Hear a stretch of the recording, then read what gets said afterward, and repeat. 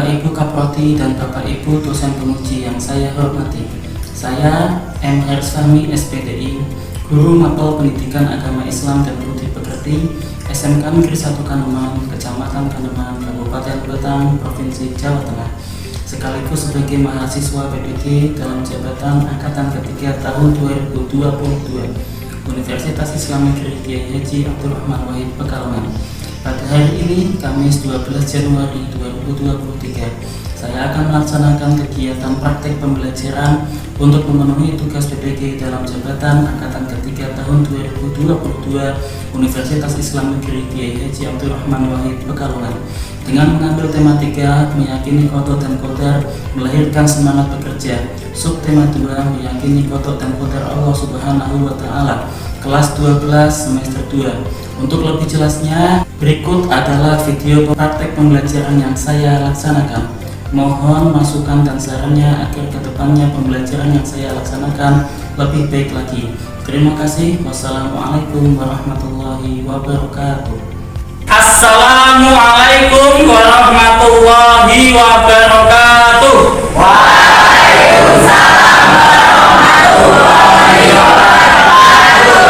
Semangat pagi. Pagi, pagi, pagi. Semangat, yes. Apa kabar kalian anak-anak hari ini? Alhamdulillah, luar biasa. Oke, sebelum kita memulai kegiatan pembelajaran hari ini, kita buka dengan membaca doa bersama-sama terlebih dahulu. Ya, silakan Yogi untuk bisa memimpin doa. Ya, selamat mulai.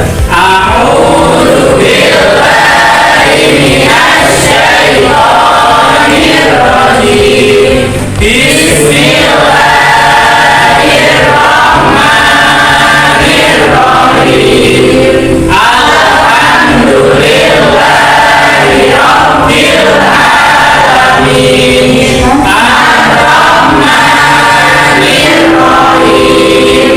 Maliki yaumiddin. Iyyaka na'budu wa iyyaka nasta'in. Ihdinas siratal mustaqim. Siratal ladzina an'amta 'alaihim ghairil maghdubi 'alaihim waladdallin. Amin. Raditu billahi rabban wa bil islami dinan wa bi Muhammadin nabiyyan wa rasulan. Rabbi zidni ilman warzuqni fahman. Amin ya rabbal alamin. Kemudian setelah kita membaca doa, kita lanjutkan dengan membaca Asmaul Husna bersama-sama. 1, 2, 3. Bismillahirrahmanirrahim. Bismillahirrahmanirrahim.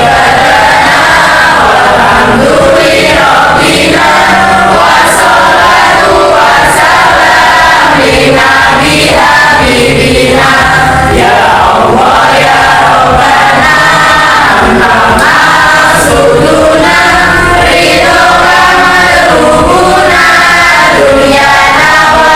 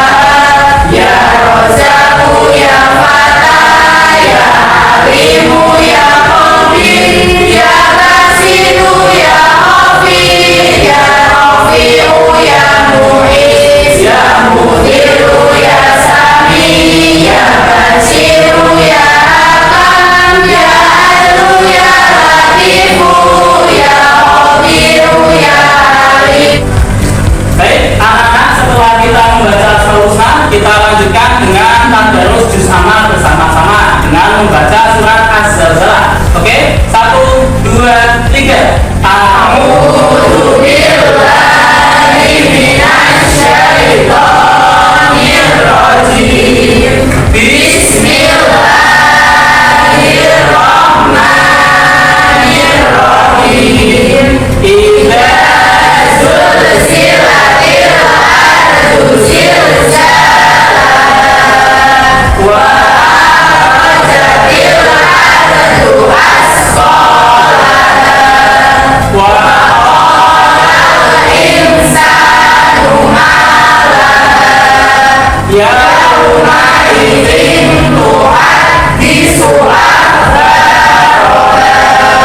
bi anna rabbaka awhalaha yauma idzin yasurun nasu asfara liyuraw a'malahum faman ya'mal misqala dzarratin khairan yarah wa man ya'mal misqala dzarratin syarran yarah. Shadaqallahul adzim. Hei anak-anak, setelah kita ada rujuk sama bersama-sama, kita lanjutkan dengan menyanyikan lagu nasional, ya, lagu Indonesia Raya. Silakan Nurul bisa maju untuk memimpin lagu Indonesia Raya. Semuanya bisa berdiri.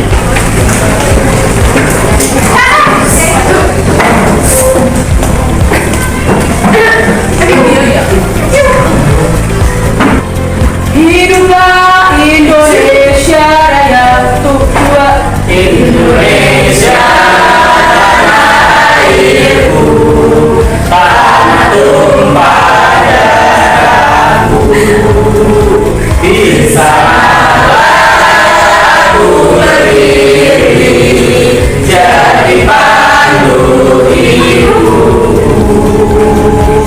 Indonesia bangsaku, bangsa dan tanah airku, marilah kita berseru, Indonesia bersatu.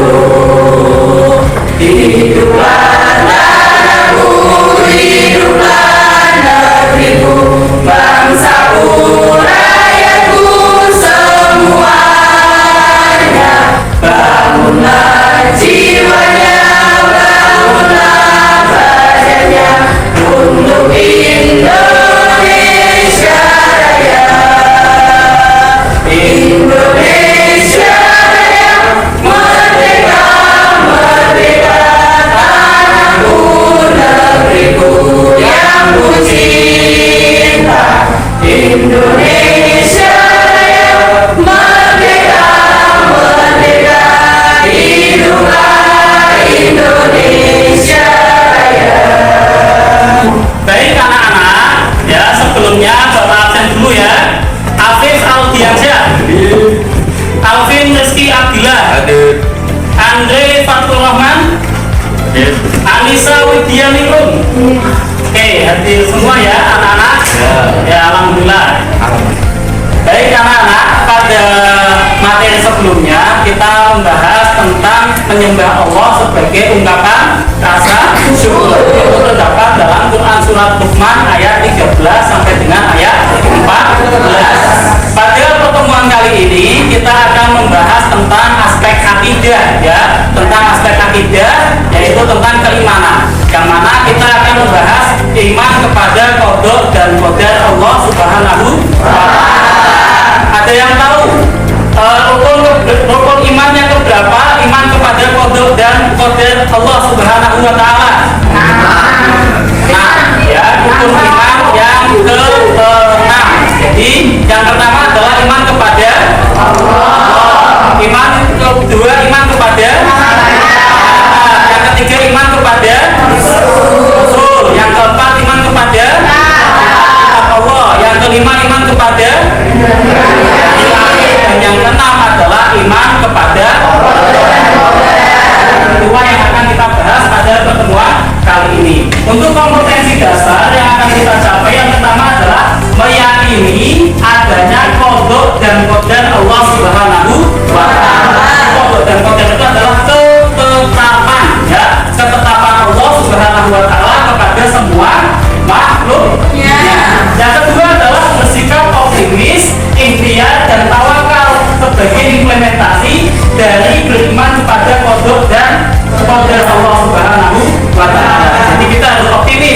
ikhtiar dan tawakal. Ya, tawakal itu adalah menyerahkan segala sesuatunya kepada Allah Subhanahu wa taala.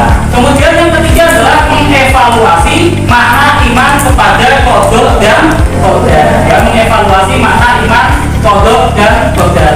Yang ketiga adalah mempresentasikan makna sikap optimis, ikhtiar dan tawakal sebagai perwujudan iman kepada qada dan qadar Allah Subhanahu wa taala. Kemudian untuk tujuan pembelajaran yang akan kita capai, di antaranya yang pertama adalah mengidentifikasi satu dalil nakli tentang iman kepada qada dan qadar Allah Subhanahu wa taala dengan benar. Yang kedua adalah mengidentifikasi satu dalil asli tentang iman kepada qada dan qadar. Yang ketiga, menjelaskan makna iman kepada qada dan qadar Allah Subhanahu wa taala. Jadi kalian bisa menjelaskan apa itu iman kepada qada dan qadar. Kemudian membedakan antara qada dan qadar. Jadi antara qada dan qadar itu berbeda, sama-sama ketetapan Allah, tapi pengertiannya itu berbeda. Ya. Kemudian membedakan antara takdir mubrom dan mu'alaq. Jadi takdir itu ada dua, ada takdir mubrom dan ada takdir mu'alaq. Ya.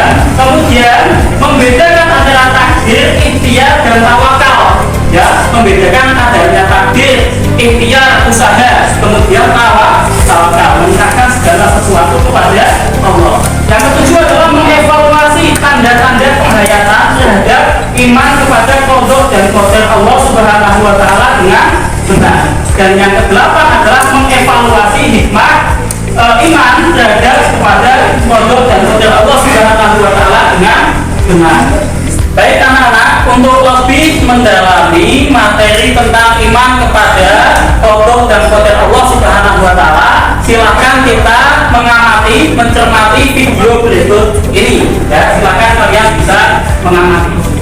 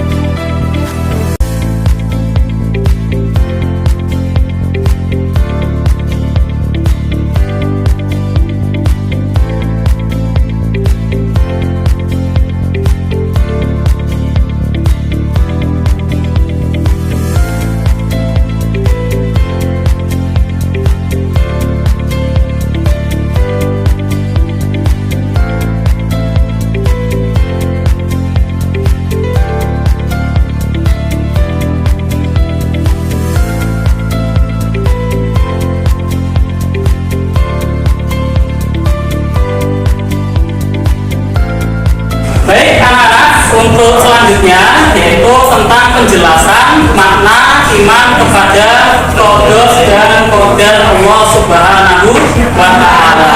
Ya, sebelumnya apakah ada yang tahu apa itu qada dan qadar Allah Subhanahu wa taala? Pak, qada dan qadar adalah ketetapan Allah yang melekat pada makhluknya. Ya, betul sekali yang disampaikan oleh Dwi. Jadi yang namanya qada dan qadar adalah ketetapan Allah yang melekat pada makhluknya, entah itu ketetapan yang baik ataupun yang buruk. Jadi kita akan membahas tentang makna iman kepada qada dan qadar. Ya, iman kepada qada dan qadar yaitu dari kita mempercayai takdir Allah yang sudah dipaparkan dalam hukum nakli ataupun hukum akli yang ada di dalam Al-Quran. Hidup itu penuh dengan pilihan. Ya. Hidup itu penuh dengan pilihan. Life is choice ya, choice itu adalah pilihan ya. Jadi kita pasti berpikir, kenapa saya jadi seperti ini ya, kenapa saya jadi seperti ini, kenapa kalian bisa sekolah di sini. Itu berarti adalah sebuah ketetapan Allah. Kenapa kalian bisa sekolah di SMK 1 Kalimantan ya. Jika itu yang saya lakukan, pasti saya tidak seperti ini ya. Umpamanya jika saya dulu milihnya di sekolah sana, belum tentu saya bisa sekolah di sini. Itu adalah suatu pilihan ya. Itu ketetapan Allah atau sesuatu yang masih bisa kita pilih. Akan tetapi ada ketetapan Allah yang mana ketetapan itu tidak bisa diubah, seperti halnya kapan kita akan meninggal. Paham ya? Siapa jodoh kalian ya, kapan kalian lahir, itu tidak bisa diubah karena itu sifatnya adalah pasti atau mutlak ya. Harus dipahami bahwa adanya pilihan itu merupakan bagian dari ujian hidup. Hidup itu adalah ujian ya. Dunia darul mata'i wal imtihan ya. Dunia itu adalah tempatnya cobaan dan ujian. Jadi kalau kalian hidup ya mau dapat cobaan, gak dapat ujian, ya nggak usah hidup, karena hidup itu adalah cobaan dan ujian. Hidup penuh dengan liku ya, ada suka ada duka. Siapapun pasti pernah merasakannya ya. Kemudian melalui pemahaman ini takdir Allah berjalan menurut hukum atau ketentuan Allah atau sunnatullah ya. Ikhtiar manusia secara sungguh-sungguh sangat dibutuhkan. Jadi kalian itu bisa mengubah dengan berikhtiar, usaha dan doa. Kemudian kita tawakal, menyerahkan segala sesuatunya itu kepada Allah Subhanahu wa Ta'ala ya. Kemudian selanjutnya adalah pengertiannya. Jadi sudah disampaikan tadi bahwa iman kepada qada dan qadar adalah merupakan rukun iman yang ke-6 ya, rukun iman yang ke-6. Meyakini bahwa adanya ketetapan Allah yang berlaku atas makhluknya, baik ketentuan yang telah, sedang maupun yang akan terjadi. Jadi semua itu adalah berasal dari Allah. Amantu billahi wa malaikatihi wa kutubihi wa rusulihi wal yaumil akhir wa bil qadari khairihi wa syarrihi ya. Jadi takdir itu adalah khair ya, yang baik, atau syarr yang buruk. Itu adalah semua berasal dari Allah Subhanahu wa Ta'ala. Qadar menurut bahasa itu adalah menentukan atau memutuskan ya, menentukan atau memutuskan. Sementara menurut istilah adalah segala ketentuan Allah sejak zaman azali. Jadi sejak zaman azali, jadi tidak bisa diubah. Qadar itu tidak bisa diubah ya. Adapun qadar itu adalah memberikan kadar ya, kadar atau keukuran ya, aturan atau ketentuan. Sementara menurut istilah adalah ketetapan Allah terhadap seluruh makhluknya tentang segala sesuatu. Jadi tentang kesehatan dan lain sebagainya ya. Nah, pengertian qadar menurut bahasa adalah memberi kadar, aturan, ketentuan ya, atau memberikan ketetapan Allah tentang segala makhluknya, tentang segala sesuatu. Kemudian kita akan membahas tentang dalilnya ya, dalil nakli tentang iman kepada qadar dan qadar Allah Subhanahu wa Ta'ala. Kita baca ayatnya bersama-sama. Jadi kita baca bersama-sama. 1, 2, 3. Bismillahirrahmanirrahim.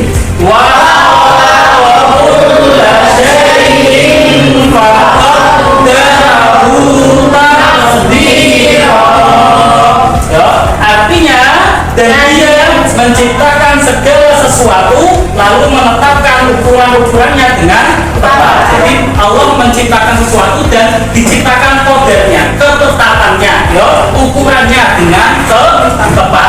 Kemudian dalil yang kedua adalah Quran surat At-Tolak ayat 3. Yuk kita baca bersama-sama.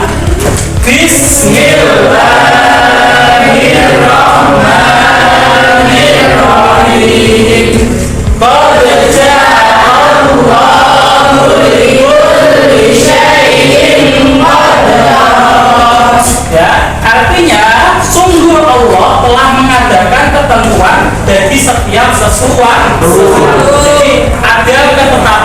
ketentuan yang telah Allah tetapkan kepada segala sesuatu.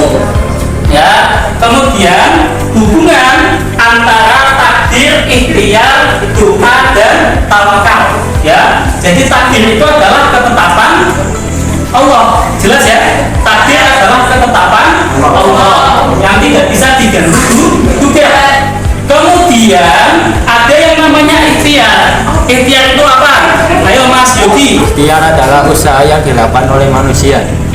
Ya, betul sekali apa yang disampaikan oleh Yogi. Jadi ikhtiar itu adalah usaha yang dilakukan oleh manusia untuk bisa merubah ya kehidupannya untuk menjadi lebih baik, Kemudian yang kedua adalah doa.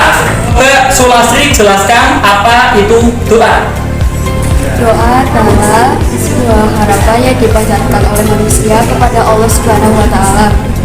Ya, betul sekali apa yang disampaikan oleh Lasri. Jadi doa itu adalah harapan kita yang dipanjatkan kepada Allah Subhanahu wa Ta'ala. Jadi Allah itu berfirman, ud'uni astajib lakum. Ya, berdoalah kepadaku maka aku akan mengabulkan doa kalian. Kemudian selanjutnya adalah tawakal. Ya, coba Ulfa jelaskan apa itu tawakal.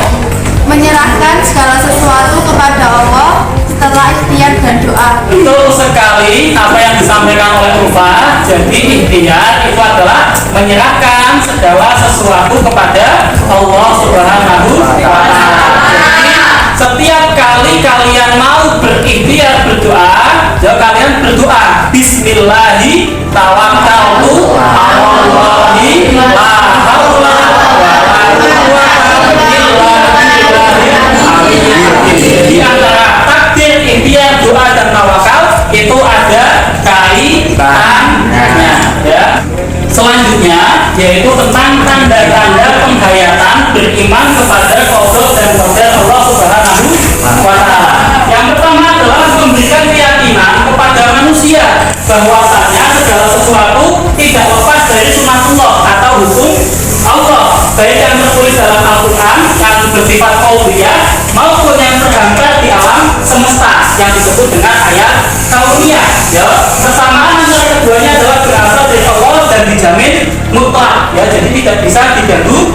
Ya, itu ada ayat qauliyah dan ayat kauniyah. Yang kedua adalah menambah keyakinan manusia untuk senantiasa berikhtiar. Jadi kita itu harus senantiasa berikhtiar untuk bisa menjadi lebih baik lagi. Jangan nyaman berada di zona nyaman. Ya, kebanyakan manusia itu kalau sudah merasa aman, kalau saya di sini sudah di titik ini sudah merasa aman. Itu namanya aman di zona nyaman. Ya. Kemudian meningkatkan keyakinan manusia supaya berdoa lebih fokus. Jadi kalian itu jangan lepas dari yang namanya doa.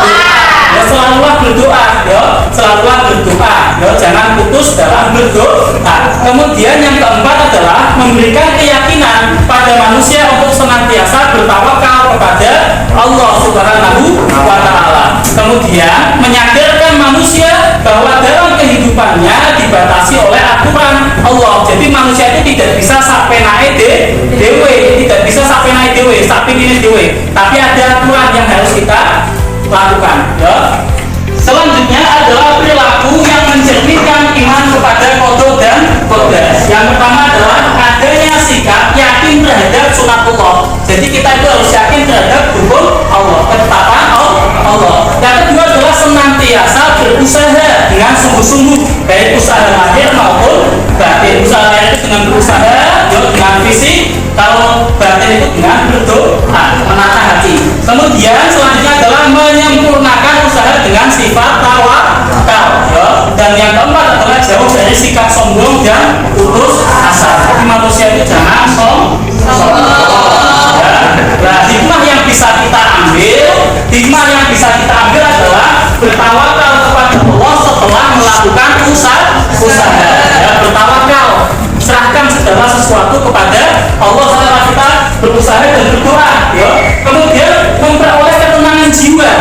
Jadi kalau kita iman kepada qada dan qadar, hati kita tenang karena kita yakin bahwa segala sesuatu itu berasal dari Allah Subhanahu wa Ta'ala. Menumbuhkan sikap gigih dan ulet meningkatkan kualitas dan kuantitas hidup kita. Yang keempat adalah tertanamnya sikap husnudon. Apa itu husnudon? Husnudon itu berprasangka baik, ya. Kalau suudon itu berprasangka bukan husnudon dan suudon. Jangan suka suudon, tapi kita harus husnudon. Ya. Yang kelima adalah tidak sombong dan membanggakan diri ketika memperoleh apa yang diinginkan. Jadi kita tidak sombong ketika kita mencapai di titik tertentu. Umpamanya kita menjadi seorang direktur, kita menjadi seorang bos, kita membanggakan diri. Itu tidak boleh, karena segala sesuatu itu berasal dari Allah Subhanahu wa Ta'ala. Jadi segala sesuatu itu berdasarkan takdir. Tidak merasa sedih dan kesal hati saat yang diinginkan tidak tercapai. Karena kita yakin bahwa kegagalan adalah keberhasilan yang tertunda.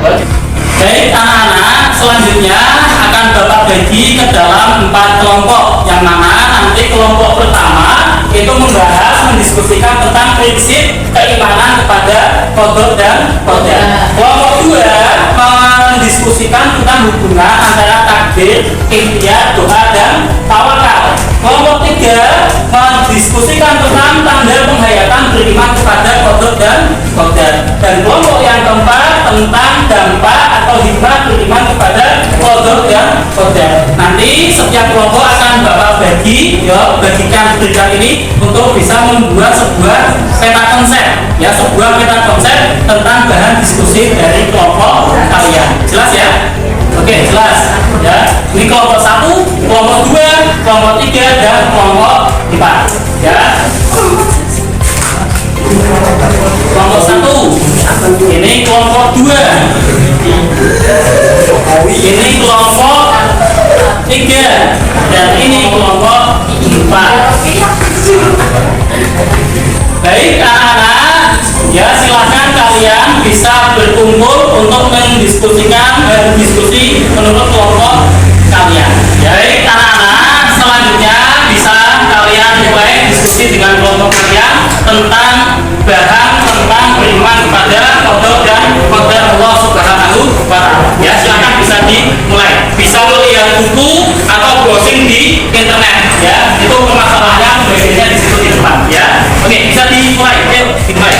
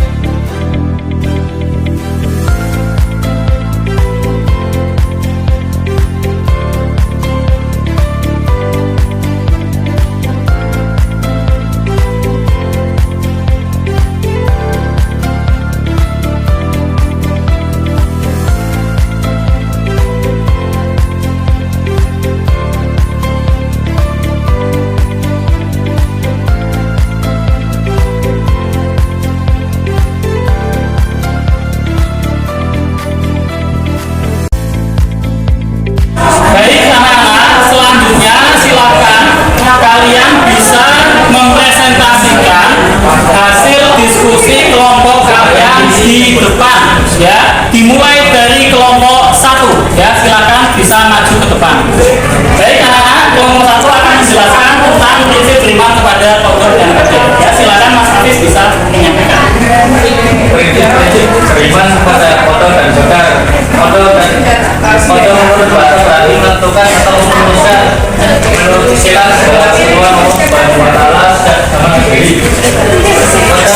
Menurut bahasa memberi kadar aturan atau ketentuan menurut istilah ketetapan Allah Subhanahu wa Ta'ala terhadap seluruh manusia tentang segala sesuatu. Ya, betul sekali apa yang disampaikan oleh Hafiz dari kelompok 1 tentang prinsip beriman kepada qadar dan qadar. Kita berikan aplaus untuk kelompok 1. Silakan Hafiz bisa kembali ke tempat. Baik, selanjutnya adalah kelompok 2 akan menyampaikan tentang hubungan antara takdir, ikhtiar, doa, dan tawakal. Silakan Sulasri kelompok 2 untuk menyampaikan. Hubungan antara takdir, ikhtiar, doa, dan tawakal. Takdir adalah ketetapan yang diberikan Allah kepada makhluknya. Ikhtiar adalah usaha yang dilakukan oleh manusia. Doa adalah harapan yang dipanjatkan manusia kepada Tuhannya. Sedangkan tawakal adalah berserah diri kepada Allah Subhanahu wa Ta'ala. Baik, betul sekali apa yang disampaikan oleh kelompok 2 tentang hubungan takdir, doa, ikhtiar, dan tawakal. Kita berikan aplaus untuk kelompok 2.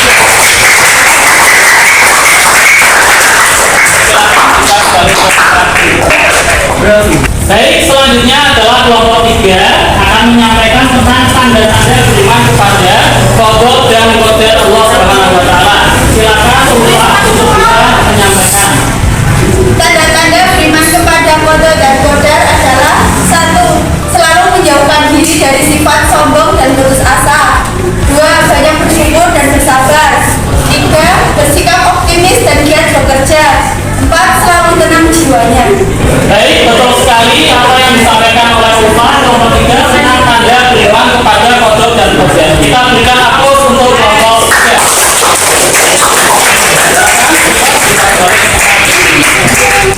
Baik, selanjutnya kelompok 4 ya, kelompok 4 akan menyampaikan hikmah beriman kepada qadar dan qadar. Silakan Rini Larasati bisa menyampaikan hikmah beriman kepada qadar dan qadar. Hikmah beriman kepada qadar dan qadar.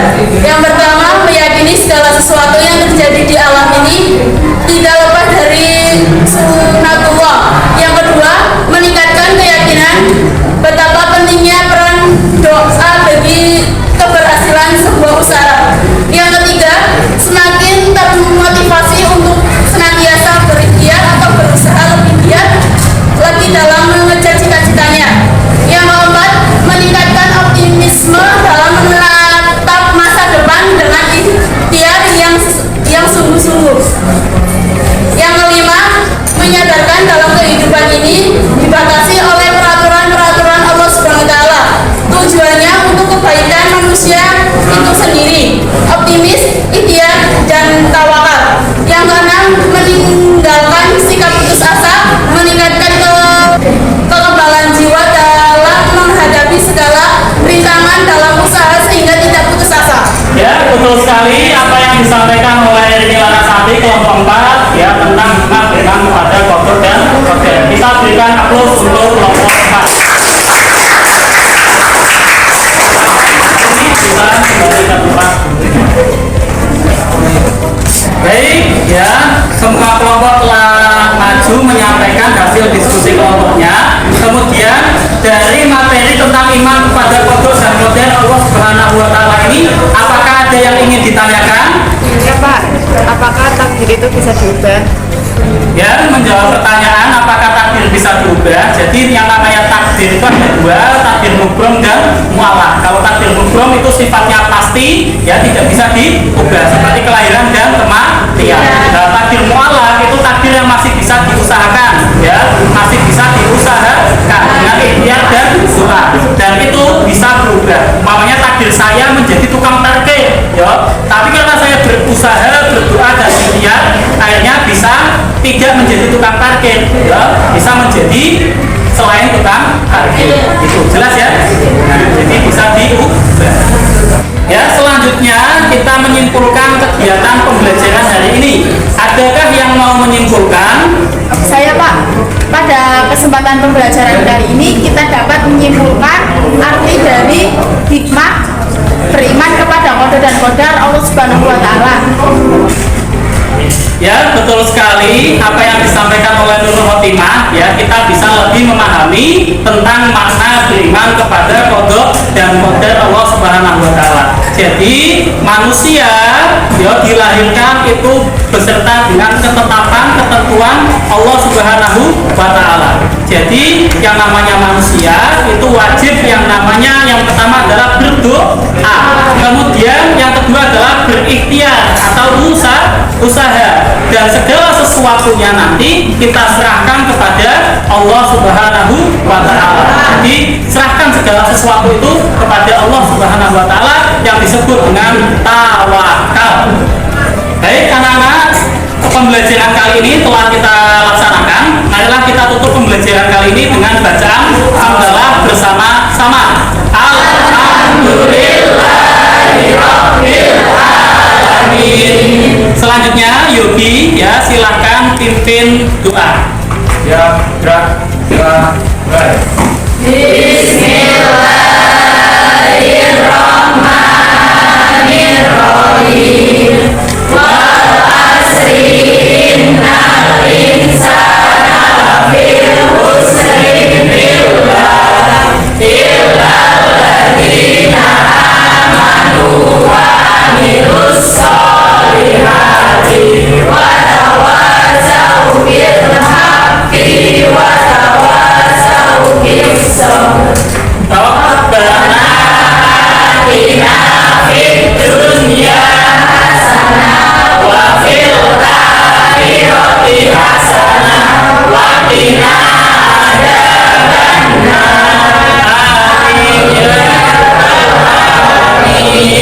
Selanjutnya silakan kalian cek di tempat duduk kalian.